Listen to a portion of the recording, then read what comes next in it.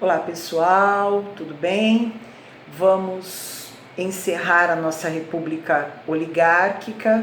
Vamos ter aí a segunda parte da aula para encerrar o módulo, fechando aí esse assunto de história do Brasil, tá bom? Então vamos lá, o que a gente estava falando na parte 1, por onde nós passamos? Nós passamos pelos acontecimentos marcantes da década de 20, tá? Internamente e externamente, e caminhamos aí falando de cada presidente, cada governo federal aí eleito ao final da República Oligárquica, a partir da década de 20, tá? Paramos no presidente Epitácio Pessoa, tá? Que governou de 19 a 22, quando estávamos falando da sucessão presidencial, da campanha, né? E da vitória do candidato da situação, o senhor Arthur Bernardes. Falamos do caso das cartas falsas, que acaba, né, promovendo aí um levante, o primeiro movimento tenentista no Brasil, ocorrido ali no Rio de Janeiro. Então, a partir desse momento, continuamos aí para fechar o nosso conteúdo, o nosso estudo de declínio da República Oligárquica, tá bom? Então, vamos lá. Vimos que o senhor Arthur Bernardes vence as eleições e aí ele vai governar o Brasil de 1922 a 1926, 4 anos de mandato presidencial, ok? Bom, Arthur Bernardes foi empossado no momento de crise política, tá? Governou praticamente os 4 anos sob o estado de sítio, então suspendendo direitos, governando aí com um poder forte, tá? Inclusive, tendo durante esse período aí agitações tenentistas, de grupos dissidentes, de oligarquias dissidentes, tá? Levando o presidente, o governo, a reprimir essas agitações. E diante dessas agitações, o que ele faz? Ele reforma a Constituição de 1891 e naquele momento, diante dessa reforma, ele, né, ampliou a intervenção federal nos estados, tá? Como uma maneira de controle aí dessas agitações.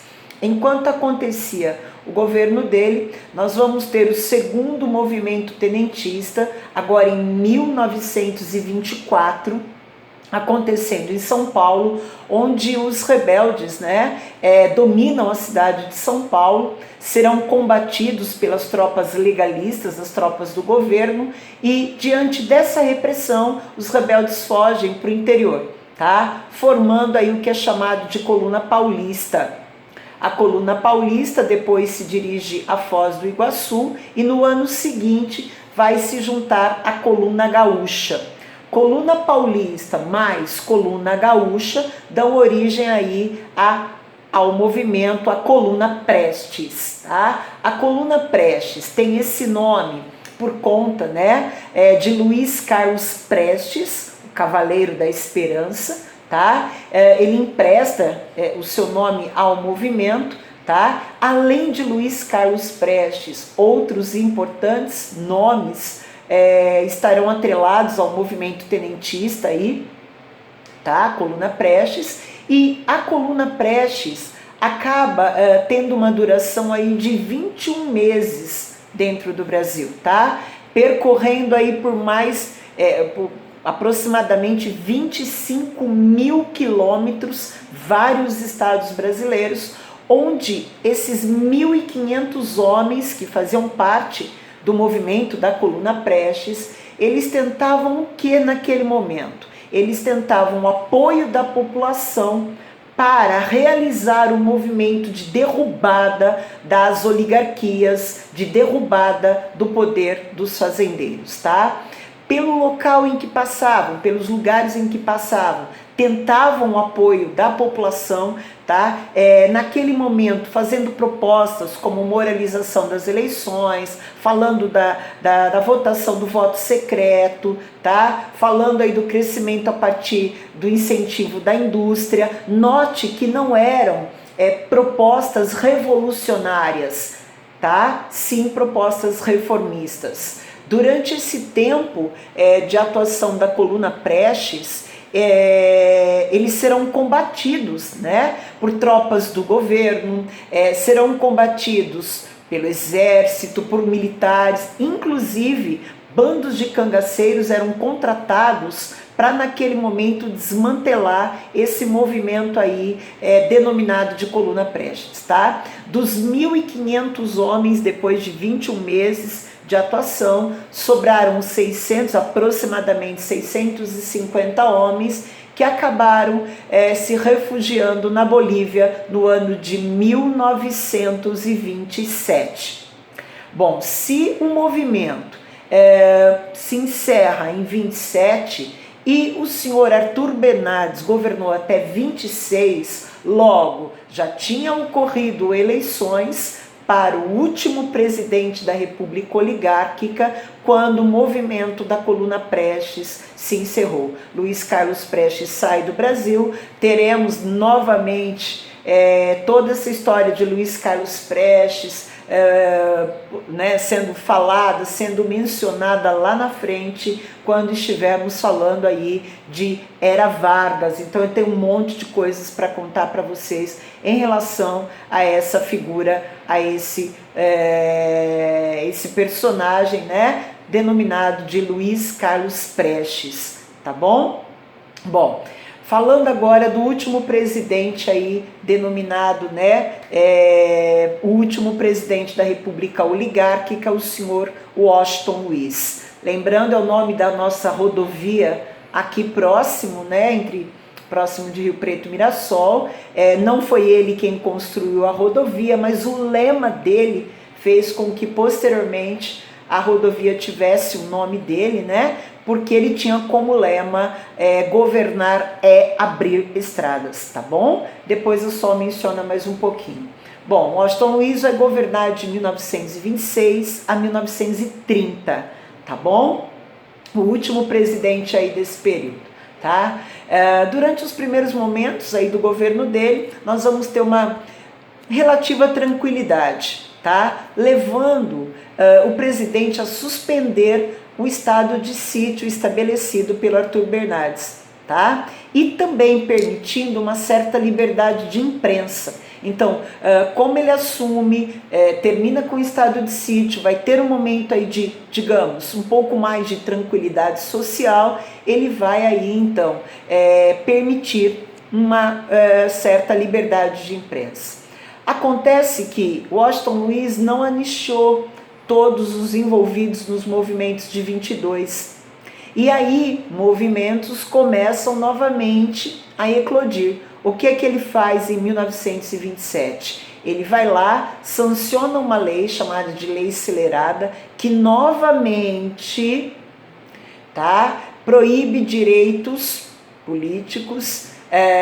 Novamente, a imprensa terá aí a sua liberdade sendo restringida, tá? E vai reprimir atividades políticas e sindicais. Então, diante aí da lei celerada, ele vai voltar com algumas medidas aí, medidas de fechamento, medidas aí de imposições, tá bom? Bom, mesmo com essas medidas, nós vamos ter nesse momento a criação do Bloco Operário Camponês, que simboliza o quê? Que mesmo diante da repressão, a oposição tentava atuar, tá bom? Bom, como presidente, ele vai substituir o antigo lema do presidente Afonso Pena, governar é povoar, e ele passa então a priorizar que governar é abrir estradas. E nesse momento estimulando aí a construção de rodovias entre o Rio e São Paulo, a construção de rodovia entre o Rio de Janeiro e Petrópolis. Então aí a homenagem feita posteriormente aí a essa figura política, tá? Enquanto governou, nós vamos ter ali uma política de estabilização e valorização da moeda, tá? Vai ser um momento de grande estocagem de café. Gostaria de lembrar que enquanto Washington Luiz está governando, o mundo capitalista, né, vai viver uma crise imensa com a queda da Bolsa de Nova York em 29, lembrando que os Estados Unidos eram um grande comprador do café brasileiro, que os Estados Unidos eram um grande país nos empréstimos que se fazia para se comprar o excedente da produção de café e que com a crise de 29 você não tem nem os Estados Unidos comprando café e nem os Estados Unidos naquele momento mantendo aquela política denominada de Convênio de Taubaté. Tá? Então, nesse momento, ele vai romper com a política de proteção do café, a falta do apoio do governo, a queda nos preços internacionais levaram, né, a uma crise gigante no setor cafeeiro. Então era fazendeiro com aquele monte de saca de café sem ter para quem vender, o preço desabando no mercado. Foi realmente um momento de intensa crise econômica para todos os países capitalistas e também para o Brasil. Tá? Em relação à questão política, a gente precisa parar um pouquinho e entender o que aconteceu aí em termos de sucessão presidencial, tá bom? Quando começou a questão aí de sucessão presidencial, naquele momento, Washington Luiz ele representava os interesses dos paulistas, o PRP.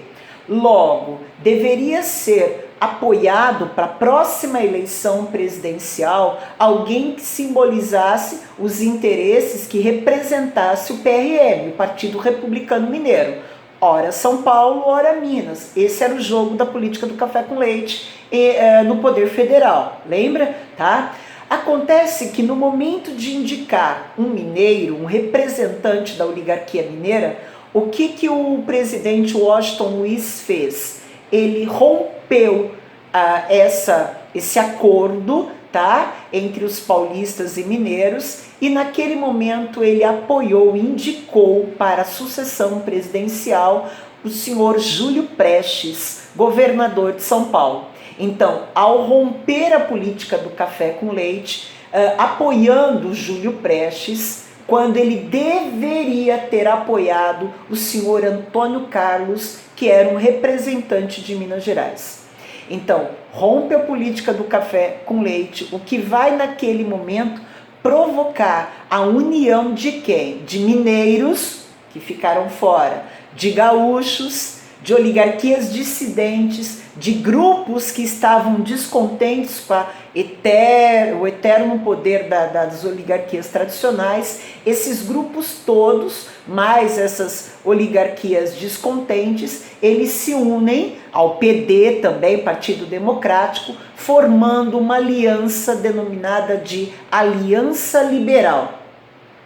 A Aliança Liberal era uma frente de oposição a quem? Ao governo federal, à oligarquia tradicional, tá bom? Ao candidato Júlio Prestes, que era o candidato da situação, e a Aliança Liberal trazia na sua plataforma aí de reformas policlassista, trazia, né, o desejo de voto secreto, ampliação de garantias individuais, o aumento de soldo aos militares. Então a aliança ela tinha naquele momento uma série de propostas para quê? Para unir os vários grupos descontentes. A Aliança Liberal, então, escolhe o nome de Getúlio Vargas, ex-ministro da Fazenda de Washington Luiz, tradicional oligarca gaúcho, para disputar as eleições concorrendo com o candidato da situação, o senhor Júlio Prestes.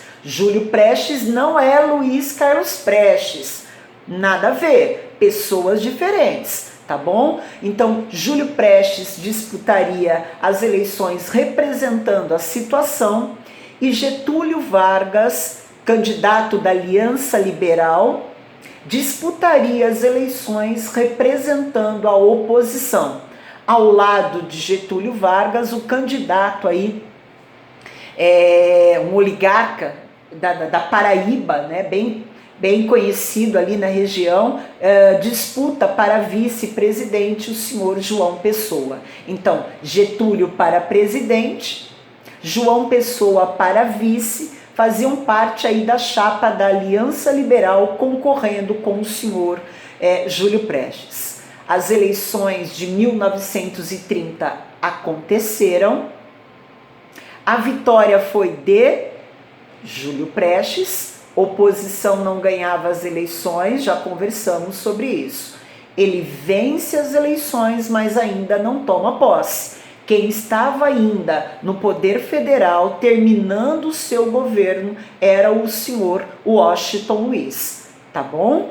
Enquanto Washington Luiz ainda está comandando, Júlio Prestes venceu, mas ainda não foi para o poder, não chegou ao poder ainda, tá? Enquanto isso ocorre, nós vamos ter o assassinato do senhor João Pessoa, vice de Vargas na Aliança Liberal, tá? Numa confeitaria em julho de 1930, no Recife. Esse assassinato acontece por motivos ali pessoais, envolvendo o assassino e o senhor João Pessoa, mas acabou sendo usado pela Aliança Liberal como um assassinato político, tá? Como naquele momento tendo sido mandado, o assassino tendo sido mandado pelo senhor Washington Luiz. Isso foi usado pela Aliança Liberal. Tá? É claro que o assassinato do João Pessoa provocou comoção, vai se levantar aí todo o rumor de um possível levante nacional, e nesse momento os oligarcas, os fazendeiros, a elite da Aliança Liberal, ela então se organiza. Ela se organiza para uma posição mais clara do que nós vamos fazer, tá?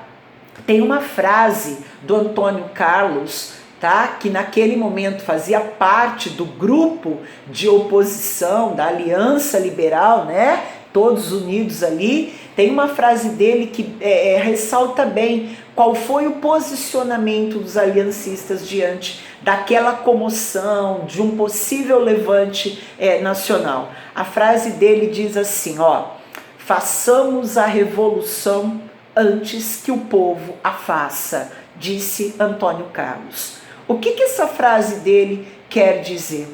Façamos antes que o povo. Então não vamos permitir a revolução. Vamos tomar as rédeas da situação, vamos conduzir o movimento da maneira que for, é claro, né? Conveniente a esse grupo que nesse momento pretende o poder. Tá bom? Em 3 de outubro, né, o movimento eclode no Rio Grande do Sul, um movimento ali conduzido por Vargas, lá no Sul. Enquanto isso, uma junta pacificadora composta por generais, tá, depõe o presidente Washington Luiz, tira um presidente Washington Luiz acusado aí de ter sido patrocinador de todo esse assassinato, toda essa situação, tá? A situação econômica já não estava boa, lembra do rompimento da política de proteção de café, então todo aí um problema econômico também junto do problema social, político. No dia 24 de outubro, então, essa junta depõe, tira Washington Luiz do poder lá no Rio de Janeiro. Ok?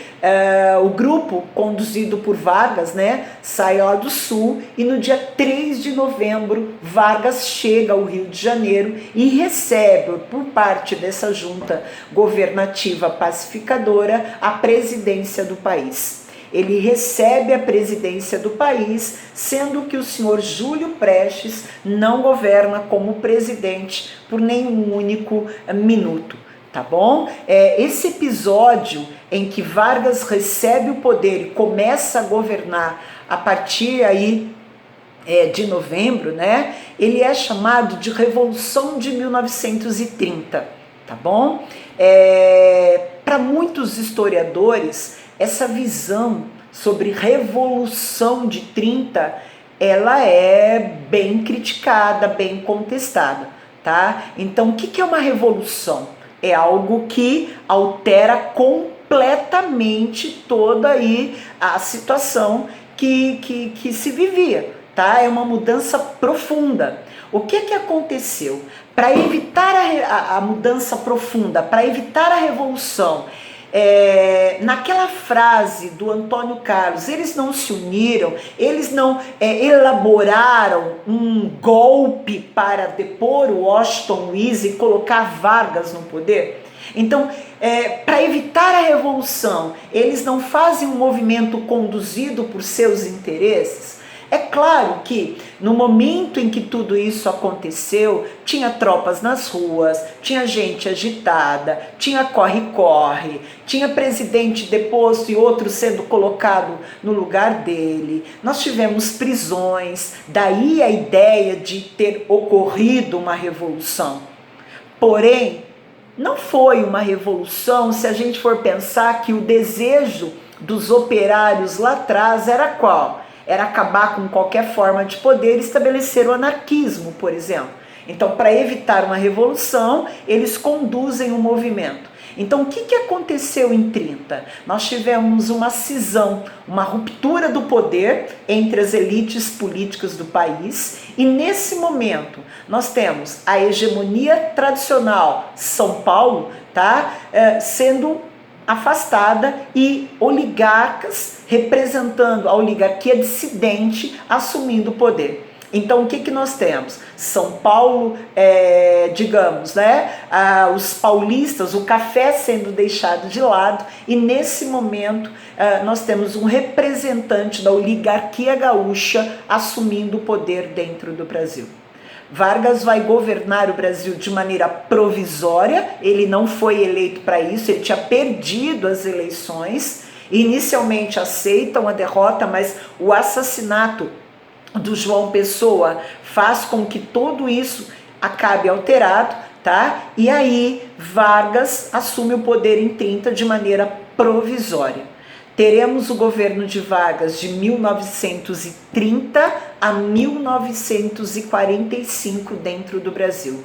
15 anos de governo de Getúlio Vargas, ele vai depois voltar, mas esses 15 anos aí são denominados os 15 anos da era Vargas, de 30 a 45. Sobre era Vargas, governo de Vargas, de que maneira ele vai agradar os diferentes grupos sociais para se manter no poder, que leis que são estabelecidas, quem se posiciona em favor, quem se posiciona contra, de que maneira ele governa, isso tudo é um outro momento que nós vamos estudar ainda esse ano. Ok? Espero que vocês tenham entendido, façam os exercícios correspondentes a esse módulo, caprichem nos seus estudos, que eu estou aqui de verdade trabalhando para que vocês trabalhem aí e aí a gente caminhe juntos. Ok? Grande abraço, tchau, tchau.